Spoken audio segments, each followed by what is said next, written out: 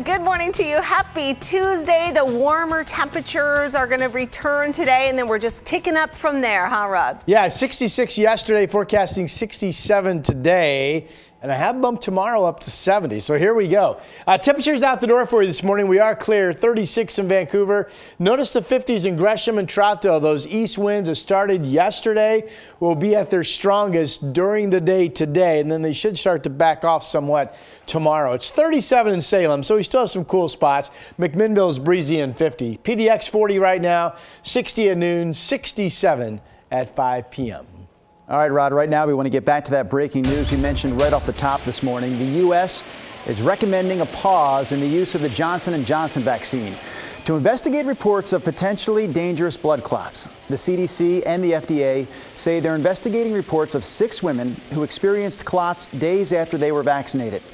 This is obviously big news because more than 6.8 million doses of that vaccine have already been administered here in the U.S. Federal distribution sites will pause the use of the shot, and the U.S. is asking all states to follow that lead. Again, this story is just developing this morning, but here's what we know locally. Oregon was planning on using the Johnson & Johnson vaccine to reach homeless populations and people in rural areas of the state. So we're checking in with the state and individual counties to find out how this news is going to change the local rollout. We're also working to find out how many doses of the vaccine have already been given out, both in Oregon and in Washington. The other top story we're tracking this morning, protests in Portland last night over the death of Dante Wright, a black man shot and killed by police in Minnesota. Demonstrators gathered at a building on East Burnside that has offices for Portland Police and the Multnomah County Sheriff's Department. Some people in the crowd broke windows and ripped down lights. They also threw things at officers, and officers responded with crowd control munitions like smoke canisters, and they declared the scene a riot. Bryant Clerkley will have much more on this coming up in our next half hour, including details on this vigil that happened earlier in the day. Protests over the death of 20-year-old Dante Wright also happened in several other cities across the country. On Sunday, police in Brooklyn Center, Minnesota, pulled him over for a traffic violation. The city's police chief said an officer meant to use a taser when Wright tried to get away, but accidentally used a gun instead. Wright died at the scene. Last night, there were protests in Brooklyn Center for a second night. At least 40 people were arrested. There's also a curfew for several parts of the Minneapolis area. The officer who shot Wright is now on leave.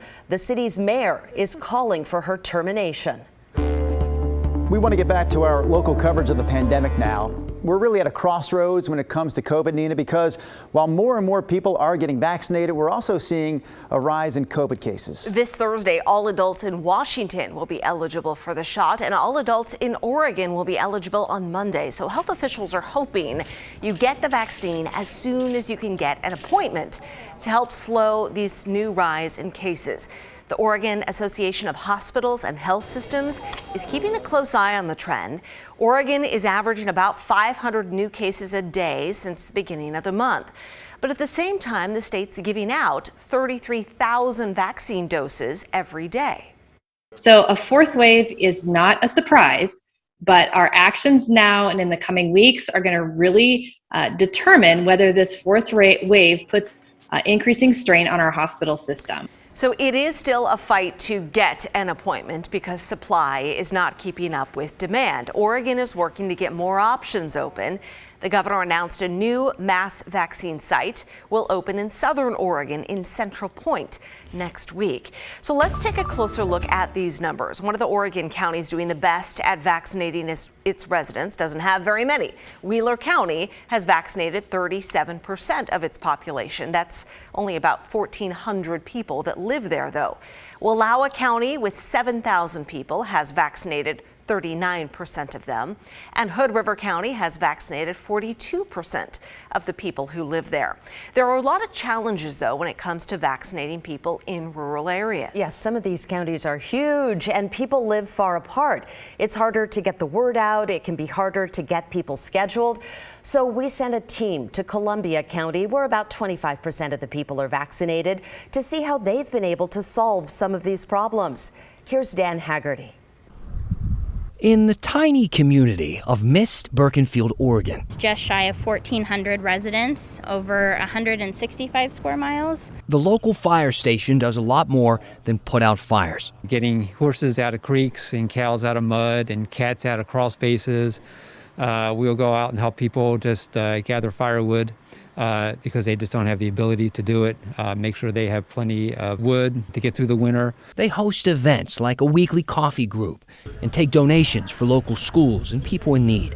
And volunteers make sure everyone is taken care of. We'll reach out to people in need in our community and make sure they have food and water and resources, money to keep the electricity on. And who could forget the great toilet paper shortage of 2020? The fire station made sure everyone had that too. And everybody supports each other, whether it's an individual family that has a need or it's a community that has a need. Everybody kind of pulls together, and it's just it's an amazing feeling. When vaccines for COVID-19 became available, Pandemic Chief Larry Boxman set up his own clinic right here in the fire station. He took the classes, got the funding, and now people from all over Columbia County can get their shots without driving hours away. Having our district residents drive to Portland or even to St. Helens, which is about an hour away, would be extremely inconvenient. Kim Tierney has been helping people set up appointments. People in rural areas don't travel out of that area all that much. A lot of people don't. They started trying to get into Portland to the convention center, and they would wait and wait and wait, and they just couldn't get an appointment. You got people that are so frustrated that they're pulling their hair out. Need bleeding disorders or blood thinners? And then there are people like Ralph Stafford and his wife, Marge. They wouldn't be able to go out and get the vaccine at all. They're homebound because of health issues. But Larry and his team delivered both doses to their door. It's okay. Last time I tried to move her to go someplace, it was really hard, and hard on her. So this was a good thing for me. Perhaps the best part is Ralph didn't even have to make an appointment.